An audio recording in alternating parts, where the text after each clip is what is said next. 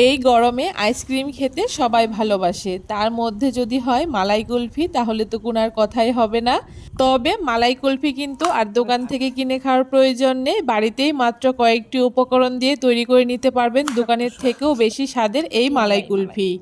নমস্কার বন্ধুরা, মন কিচেনে আপনাদের সবাইকে স্বাগত। আশা করি আপনারা সবাই খুব ভালো আছেন। আজকে খুব সহজে কিভাবে মালাই কুলফি তৈরি করে নেওয়া যায় সেই রেসিপি আপনাদের সাথে শেয়ার করব। মালাই কুলফি তৈরি করার জন্য উনানে একটা কড়াই বসিয়ে দিয়ে এখানে আমি 1 লিটার দুধ নিয়ে নিয়েছি। দুধটা অবশ্যই আপনারা আপনাদের পরিমাণ মতো ব্যবহার করতে পারেন। এখন দুধটাকে খুব ভালো করে জাল করে নেব। দুধটা খুব ভালো করে বলক চলে এসছে। যতক্ষণ না দুধটা পুরোপুরি হাফ হয়ে যাচ্ছে ততক্ষণ খুব ভালো করে দুধটাকে জাল করে গাঢ় করে নেব। মাঝে মাঝে দুধটাকে একটুখানি নাড়িয়ে দিতে হবে। এইভাবে করে বেশ কিছুক্ষণ আমি মিডিয়াম আঁচে দুধটাকে জাল করে নিয়েছি, আর দুধটা কিন্তু বেশ অনেকটাই গাঢ় হয়ে গেছে। এই পর্যায়ে আমি 1 প্যাকেট গুঁড়ো দুধ দিয়ে দিচ্ছি। 10 টাকা প্যাকেটের 1 প্যাকেট গুঁড়ো দুধ দিচ্ছি। এখন গুঁড়ো দুধটাকে দেওয়ার সময় কিন্তু অবশ্যই উনানের আঁচটাকে একদম লোতে রাখতে হবে আর অনবরত নাড়তে হবে, তা না হলে কিন্তু গুঁড়ো দুধটা একদম দলা পাকিয়ে যাবে। গুঁড়ো দুধটা খুব ভালো করে মিশিয়ে নিয়েছি, আর এইদিকে একটা বাটির মধ্যে 20-25টা কাজু বাদাম দিয়ে দিয়েছি, আর তার সাথে 15টার মতো পেস্তা বাদাম দিয়ে পরিমাণ মতো চিনি আর 2টো এলাচ দিয়ে খুব ভালো করে গুঁড়ো করে নিয়েছি। খুব মিহি করে গুঁড়ো করার প্রয়োজন নেই, একটু দানা দানা মতো গুঁড়ো করলেই কিন্তু মালাই কুলফিটা যখন খাবো মুখে যখন এই বাদামগুলো বাঁধবে তখন কিন্তু খুব ভালো লাগবে। এখন এই বাদাম আর চিনির গুঁড়োটাকে আমি দুধের মধ্যে দিয়ে দিচ্ছি আর খুব ভালো করে নেড়ে চেড়ে নিচ্ছি। এইভাবে করে আবারও বেশ কিছুক্ষণ আমি দুধটাকে জাল করে নেব।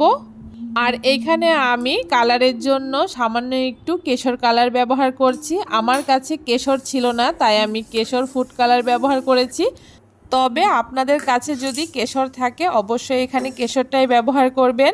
দুধটা কিন্তু বেশ কিছুক্ষণ জাল করে নিয়েছি, আর মালাই কুলফির জন্য কিন্তু মালাইটা এখানে আমার একদম রেডি হয়ে গেছে।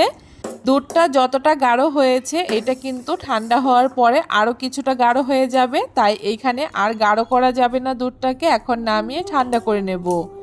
দুধটা নামিয়ে বেশ কিছুক্ষণ নেড়ে চেড়ে একদম ঠান্ডা করে নিয়েছি, আর মালাইটি কিন্তু একদম গাঢ় হয়ে গেছে। এখন কুলফিটাকে বসানোর জন্য এখানে ছোটো একটা ক্যান নিয়ে নিয়েছি, আর ক্যানের মধ্যেই আমি কিন্তু মালাই কুলফিটা তৈরি করব। আপনারা চাইলে আইসক্রিম মোল্ড কিংবা ছোট ছোট কফির কাপের মধ্যেও কিন্তু এই মালাই কুলফিটাকে তৈরি করে নিতে পারেন। ক্যানের মধ্যে আমি মালাইটা ঢেলে দিয়েছি। এখন খুব ভালো করে একটা প্লাস্টিক দিয়ে মুখটাকে আটকে ঢাকনাটাকে খুব ভালো করে আটকে এখন ফ্রিজে রেখে দেব 8 থেকে 10 ঘন্টার জন্য। পরের দিন আমি কুলফিটাকে বের করে নিয়েছি, আর কুলফি আইসক্রিমটা কতটা সুন্দর হয়েছে দেখে নিশ্চয়ই বুঝতে পারছেন। এখন এখানে আমি 4টে টুকরো করে কুলফিটাকে বের করব, তার জন্য একটু সমান করে উপর থেকে দাগ দিয়ে নিচ্ছি। আর তারপরে এখানে 4টে কাঠি আমি চারদিকে একটুখানি দিয়ে নিচ্ছি।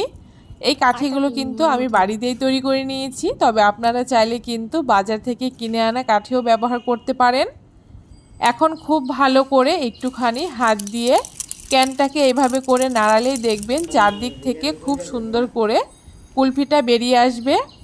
এভাবে করে একটুখানি ঘুরিয়ে উপর দিকে টানলেই কিন্তু কুলফিটা খুব সুন্দর করে উঠে আসবে। দেখুন কুলফিটা কিন্তু খুব সহজেই ডিমোল্ড হয়ে গেল।